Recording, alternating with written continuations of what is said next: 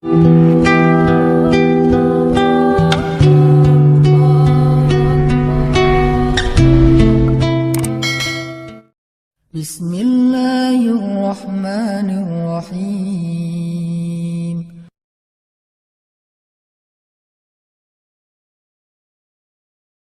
Bismillahirrahmanirrahim. Assalamualaikum warahmatullahi wabarakatuh. Allah Subhanahu wa taala berfirman, A'udzu billahi minasyaitonir rajim. Bismillahirrahmanirrahim. Ya ayyuhalladzina amanu ista'inu bis-sabri was-salah. Innallaha ma'as-sabirin. Innallaha ma'as-sabirin.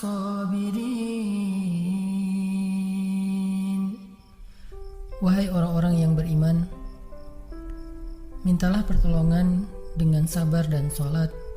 Sesungguhnya Allah bersama dengan orang-orang yang sabar. Kita sering mendengar ayat ini disampaikan oleh para ulama, para da'i, para ustadz, tentang bahwa salah satu di antara cara menjemput pertolongan Allah Subhanahu wa taala itu adalah dengan melakukan ibadah sholat. Pertanyaannya adalah, sholat yang seperti apakah yang bisa menjemput pertolongan Allah dalam kehidupan kita pada saat kita sedang mengalami ujian yang berat? Banyak orang yang bilang, saya sholat tapi kok hidup saya gini-gini aja.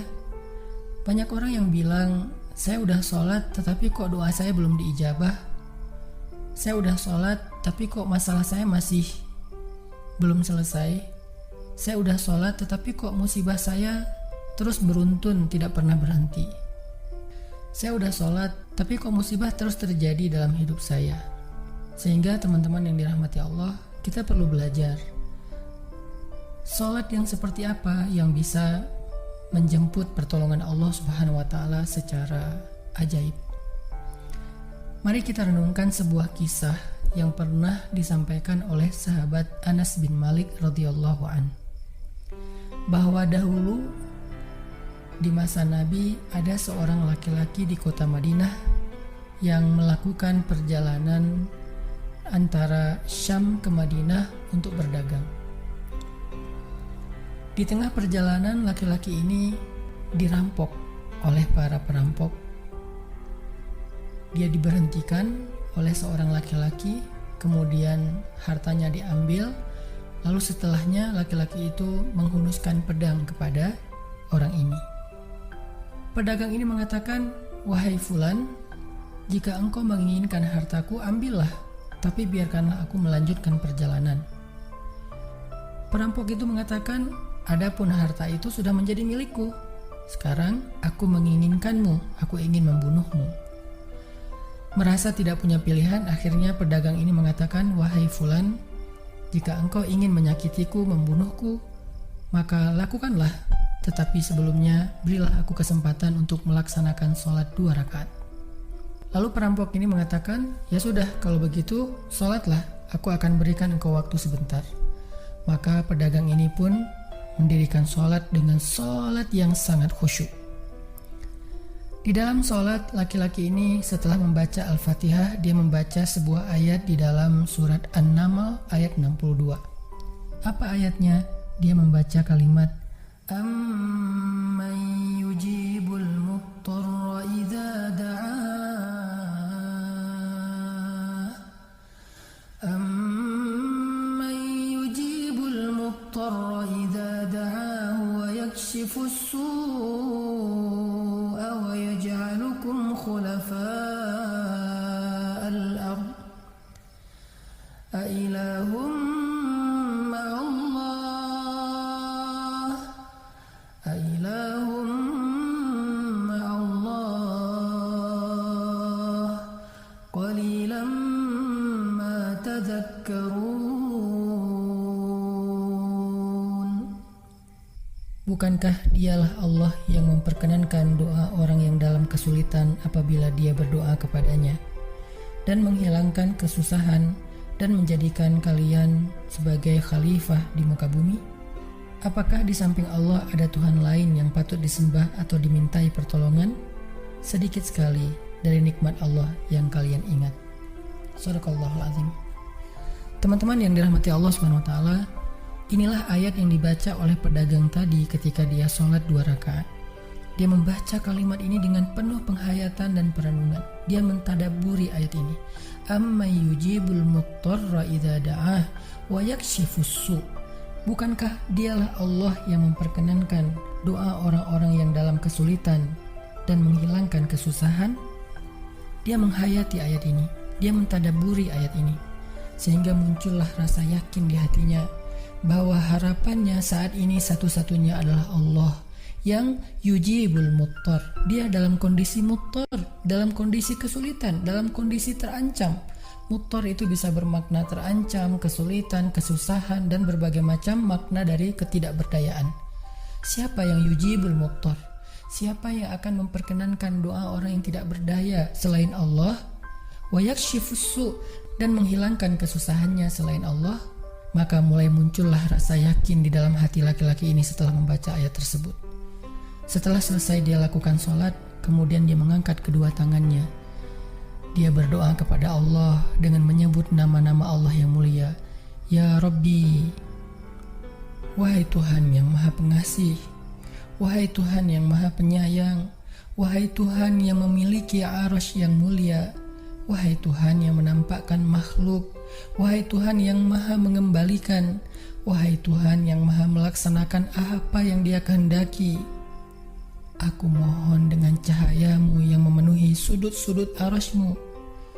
Hamba mohon kepadamu dengan kekuasaanmu yang menguasai makhluk-Mu, dan dengan rahmat-Mu yang meliputi segala sesuatu.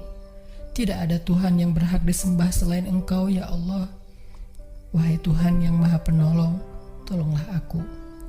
Laki-laki ini berdoa meminta kepada Allah dengan menyebut kebesaran Allah di arasy, menyebut cahaya-cahaya yang dimiliki oleh Allah yang meliputi arasy-Nya yang mulia. Tiba-tiba setelah selesai berdoa, muncullah seorang laki-laki dengan pakaian hijau bercahaya. Dia mengendarai seekor kuda berwarna abu. Dia mengeluarkan pedang. Lalu perampok tadi mencoba untuk menyerang laki-laki berkuda itu. Tetapi laki-laki berkuda itu menendang dengan kudanya sehingga perampok ini terhempas, terjatuh. Kemudian laki-laki tersebut membunuh perampok itu seketika. Kemudian pedagang itu bertanya, "Siapakah Tuan?" Lalu penunggang kuda itu menjawab, "Ketahuilah, saya adalah malaikat yang turun dari langit ketiga. Ketika kamu berdoa kepada Allah kali yang pertama, kami para malaikat mendengar suara gemerincing dari pintu-pintu langit. Sehingga para malaikat bertanya-tanya, apa yang sedang terjadi? Tiba-tiba muncullah doamu yang kedua, hingga pintu-pintu langit terbuka dan nampaklah cahaya yang sangat benderang.